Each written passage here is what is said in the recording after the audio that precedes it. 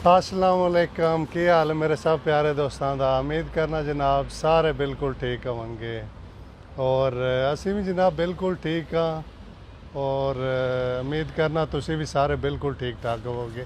याद है जनाब तुहानू मैं कहा सी कि मेरे दोस्त ने उन्होंने 4 दिन के अंदर स्वीडन के पेपर मिले ने और मैं कहा सी कि वीडियो भी बनावांगा और यह जनाब मेरे दोस्त ने उन्होंने वाकई 4 दिन के अंदर पेपर मिले ने तो यकीन करो एक किस्मत की गल है। हर बंदे का अपना लक होंदा है।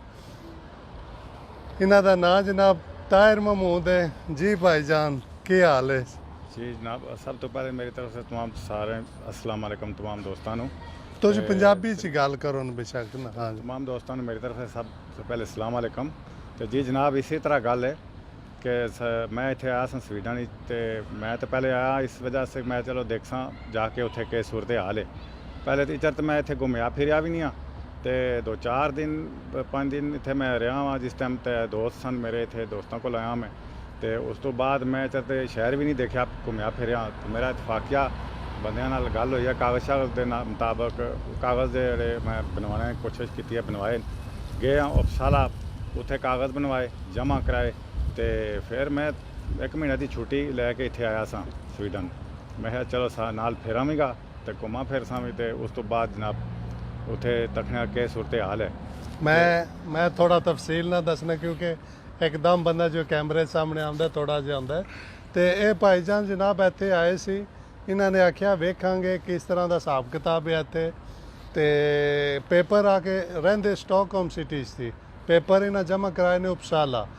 यकीन करो इन्हों पता भी नहीं सी वो मोबाइल तो ना क्योंकि एप्लीकेशन चेक कर ली थी अपने पेपर चेक कर ली दे ने और इन्होंने जमा करा के वापस जाना सी। चौथे दिन कहते ने अपने दोस्त नू कि मैं किस तरह चेक करने ने पेपर मैनू दस दियो मैं यूनान जाके चेक कर लवां। और इन्होंने जो चेक किया है वो दोस्त ने तो उन्हें आखे तेरे ते आए ने पेपर जाके लै लै। बिल्कुल इसी तरह गल है इन्होंने गल तो करना। हाँ जी बिल्कुल इसी तरह गल है। मैं दोस्त को क्या यार मैंने वो साइड दस दियो जिस मैं जाके उत्थे चेक करांगा कि जिस किस तरह मैं अपने कागज़ उत्थे चेक करके देखसा। वो कहने आ जा तेन समझाने मैंने समझाने गए तो अगे आए सन कागज़ मेरे। दूसरे दिन सुबह मतलब मैनू फोन आ गया कि तेरा कार्ड आया हुआ। मैं जाके उस तो अगले दिन कार्ड भी ले लिया। तो यह खुशकिस्मती है बहुत बड़ी अल्लाह की मेहरबानी हुई है और बहुत बेहतरीन निज़ाम। मैं फिर वैसे ही 10-15 दिन और रहा इतना घूमया फिर उस तो बाद फिर वापस गया फिर दोबारा फिर आ गया इतने तो बेहतरीन जनाब मेरा सिस्टम इतने चलिया है। उस तो बाद मैं बच्चे भी मंगा ले सारा कुछ अपना। इन्होंने जनाब फैमिली के पेपर भी बाद जमा कराए ने वो भी इन्होंने निकल आए ने। इन्हों की फैमिली भी इतने तो बाकी मसलन बच्चे इतने ने तो काम कंस्ट्रक्शन का करते हैं और इतने ਤੁਹਾਨੂੰ ਅੱਗੇ ਵੀ ਦੱਸਿਆ ਕਿ ਕੰਮ ਖੁਦ ਢੂੰਡਣਾ ਪੈਂਦਾ। ਇਹਨਾਂ ਨੇ ਵੀ ਖੁਦ ਢੂੰਡਿਆ ਸੀ। ਇਹ ਨਹੀਂ ਵਾ ਕਿ ਮੈਂ ਇਹਨਾਂ ਨੂੰ ਲਵਾਇਆ ਸੀ। ਕੁਝ ਦੋਸਤ ਆਖਦੇ ਨੇ ਕਿ ਉਹ ਤੋਂ ਯਾਰ ਪਤਾ ਕਰੀ ਇਹ ਕਰੀ। ਇੱਥੇ ਬੰਦਾ ਮੌਜੂਦ ਹੋਵੇ ਉਹ ਖੁਦ ਸਾਰਾ ਕੁਝ ਕਰਦਾ ਹੈ। ਇੱਥੇ ਬੰਦਾ ਖੁਦ ਆਪੂ ਹਾਜ਼ਰ ਹੁੰਦਾ ਆਪੂ ਚੱਲਦਾ ਫਿਰਦਾ ਮਾਹੌਲ ਦੇਖਦਾ ਉਹਨੂੰ ਪਤਾ ਚੱਲਦਾ। ਉਸ ਤੋਂ ਬਾਅਦ ਬੰਦੇ ਨਾਲ ਕੋਈ ਸਰਕਲ ਬਣ ਕੇ ਤੇ ਉਸ ਦਾ ਸਿਸਟਮ ਬਣਨਾ ਹੈ ਤੇ ਫਿਰ ਕੋਈ ਕੰਮ ਲੱਭਦਾ ਮਿਲਦਾ ਤੇ ਉਸ ਤੋਂ ਬਾਅਦ ਆਪਣਾ ਕੰਮ ਕਰਦਾ ਬੰਦਾ। जी जी तो इसी तरह एक निज़ाम आत कम भी बंदा इतने रहे हाजिर रहे तो फिर कम शम मिल जाता उसके बाकी भी कम हो जाते। 2-3 महीने जड़े ने ना स्टार्टिंग वो मुश्किल होंगी है बाद अल्लाह खैर करता सब कुछ औखे हो जाता। तो अगे भी मैं जनाब तुहाडे नाल गल कीती सी कि मैं खुद 3 महीने जलील ख्वार हो गया कि रात नूं नींदर तक नहीं आती व टाइमिंग खराब हो गई सी। तो इस वास्ते इस शय तो नहीं घबराना। सिर्फ 2-3 महीने तुसीं औखे सौखे कढो ਤੇ ਰੱਬ ਤੁਹਾਡਾ ਜਨਾਬ ਵਸੀਲਾ ਬਣਾ ਦਿੰਦਾ। ਕਿਉਂ ਜੀ ਇੰਜੇ ਗੱਲ ਹੈ ਐਸਾ ਤਰ੍ਹਾਂ ਹੈ ਜੀ ਕਿਸਮਤ ਦੀ ਗੱਲ ਹੈ ਜਿਸ ਇਨਸਾਨ ਨਾਲ ਜਿੱਥੇ ਜੋ ਨਸੀਬ ਲਿਖਿਆ ਉਸ ਜੀ ਜੀ ਬਿਲਕੁਲ। ਹੁਣ ਆਏ ਸੀ ਇੱਥੇ ਸਿਰਫ ਵੇਖਣ ਆਏ ਸੀ। ਹੁਣ ਇਹਨਾਂ ਦੀ ਕਿਸਮਤ ਵੇਖੋ। ਪਹਿਲਾ ਬੰਦਾ ਸਵੀਡਨ ਵਿੱਚ ਜਿਹਨੂੰ 4 ਦਿਨ ਦੇ ਅੰਦਰ ਸਵੀਡਨ ਦੇ ਪੇਪਰ ਮਿਲੇ ਨੇ ਮੈਨੂੰ ਹਾਲਾਂਕਿ 7-8 ਮਹੀਨੇ ਲੱਗ ਗਏ। ਮੈਂ ਖੁਦ ਇਹ ਨਹੀਂ ਜ਼ਿਆਦਾ ਤੋਂ ਜ਼ਿਆਦਾ 3 ਮਹੀਨੇ 2 ਮਹੀਨੇ ਲੱਗੇ ਨੇ ਆਵਾਮ ਨੂੰ ਔਰ ਇਹ ਪਹਿਲਾ ਬੰਦਾ ਯਕੀਨ ਕਰੋ ਜਿਹਨੂੰ 4 ਦਿਨ ਵਿੱਚ कोई चीज़ नहीं ने मंगी। हूँ तो उन्होंने बहुत ही थोड़ी सख्ती की है ना।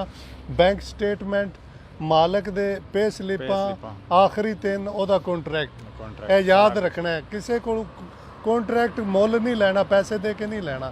यह गल ज़हन च रखनी क्योंकि ओदा कोई फायदा नहीं। तुहानू पहला आवाम ने बड़ा चक्कर चलाया पर हुण उस तरह नहीं होंदा। ਤੇ ਨਾਲੇ ਖੁਦ ਬੰਦਾ ਇੱਥੇ ਹਾਜ਼ਰ ਆਵੇ, ਆ ਕੇ ਦੇਖ ਸੁਣ ਕੇ ਆਪਣਾ ਕੰਮ ਕਰਾ ਲਵੇ ਤੇ ਬਿਲਕੁਲ। ਉਹ ਆਸਤਾ ਆਸਤਾ ਹੋ ਜਾਂਦਾ। ਇੰਜੇ ਗੱਲ ਪਹਿਲੇ ਇੱਥੇ ਰਹਿਣਾ ਪੈਣਾ, ਖੁਦ ਚੈੱਕ ਕਰਕੇ ਕਿਸੇ ਨੂੰ ਮੁਲਕ ਪਸੰਦ ਆਉਂਦਾ ਹੈ ਕਿਸੇ ਨੂੰ ਨਹੀਂ ਆਉਂਦਾ ਹੈ, ਉਹ ਵੱਖਰੀ ਗੱਲ ਹੈ। ਲੇਕਿਨ ਜਿਸ ਟਾਈਮ ਤੁਸੀਂ ਇੱਥੇ ਆ ਜਾਣਾ ਤੁਸੀਂ ਨੇ ਵਾਕਫੀ ਹੋ ਜਾਣੀ, ਸਾਰੇ ਸੇ ਕੰਮ ਆਸਤਾ ਆਸਤਾ ਹੋ ਜਾਣੇ। ਬਿਲਕੁਲ ਇੰਜੇ ਗੱਲ ਇਨਸ਼ਾਅੱਲਾ ਹੋ ਜਾਸਨ ਸਾਰੇ ਕੰਮ ਤੇ ਤੇ ਇਹ ਜਨਾਬ ਪਾਕਿਸਤਾਨ ਕਿੱਥੇ ਦੇ ਹੋ ਜੀ? ਪਾਕਿਸਤਾਨ ਰਾਵਲਪਿੰਡੀ ਜੀ। ਇਹ ਰਾਵਲਪਿੰਡੀ ਦੇ ਨੇ ਤਾਹਿਰ ਮਹਿਮੂਦ ਨਾਂ ਹੈ ਔਰ ਮੇਰੀ ਵੀ ਇੱਥੇ ਇਹਨਾਂ ਨਾਲ ਮੁਲਾਕਾਤ ਹੋਈ ਆ ਕੇ।